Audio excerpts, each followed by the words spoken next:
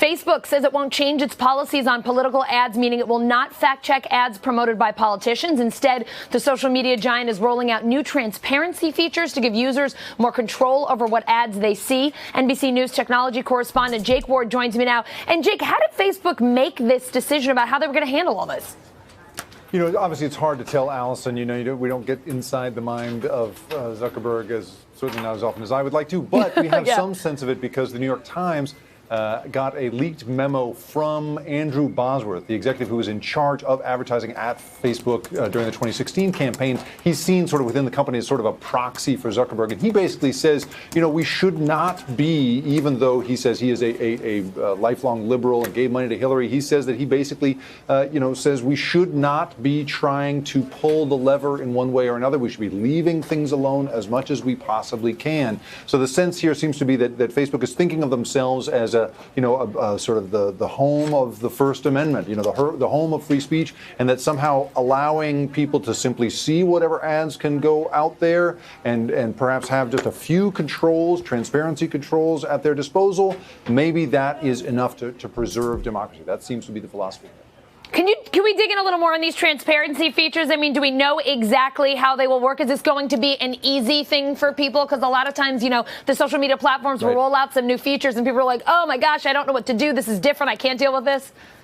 That's right. Even going in there and changing your notifications is really hard, right? Yeah. In this case, they are making these minor changes to the way that you get targeted. Essentially, you can opt out of certain campaigns' messaging. You can say that you don't want to be targeted by certain businesses that have your, email address in some way, and you can go and sort of tweak the features a little bit. It does not, however, amount to what many critics are asking for, which is this sort of blanket, change to micro-targeting, which is, of course, the essence of how political operatives, get in touch with the voters they're trying to reach us. You mentioned micro-targeting. I don't know if all people are familiar with that term. Could you just talk a little bit more about it and sort of how political campaigns use it? That's right. So right now, I mean, you have undoubtedly experienced the sort of spooky advertising that you get from any company these days, right? If a company wants creepy, Jake. to know, it's so creepy. They know, right? They you know basically what you talk are about do next. something and it pops up. Exactly. That's because all of our behavior is held in enormous databases that allow companies to find patterns in how you and I behave as compared to other people who are like us. And so in the same way that they might know that I'd be interested in, fishing gear or whatever one day, they are also, now that political campaigns are using the same kind of technology, able to know that not only is he into fishing gear, he also, is probably going to vote this way on a certain subject. That kind of micro-targeting, the incredibly narrow slices of the populace that they can zoom in on, has become the essence, the essential weapon of modern political operations. Right. And so it is absolutely the most powerful thing that Facebook offers to a political campaign is not just the opportunity to sort of broadcast a blanket message the way that you would see on channels like NBC, right?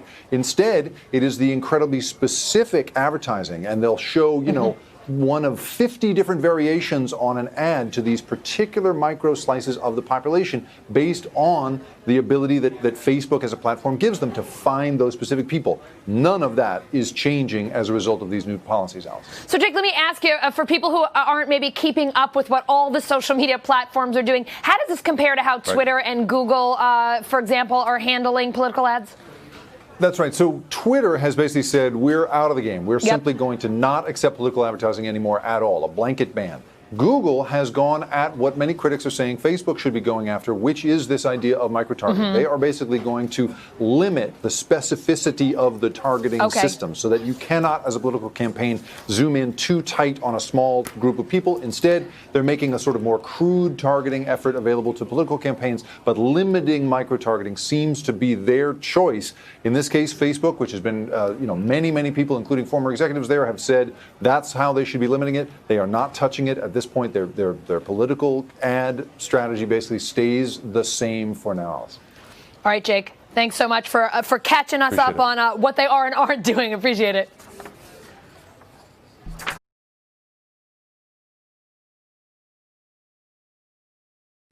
Hey, NBC News viewers, thanks for checking out our YouTube channel. Subscribe by clicking on that button down here and click on any of the videos over here to watch the latest interviews, show highlights, and digital exclusives.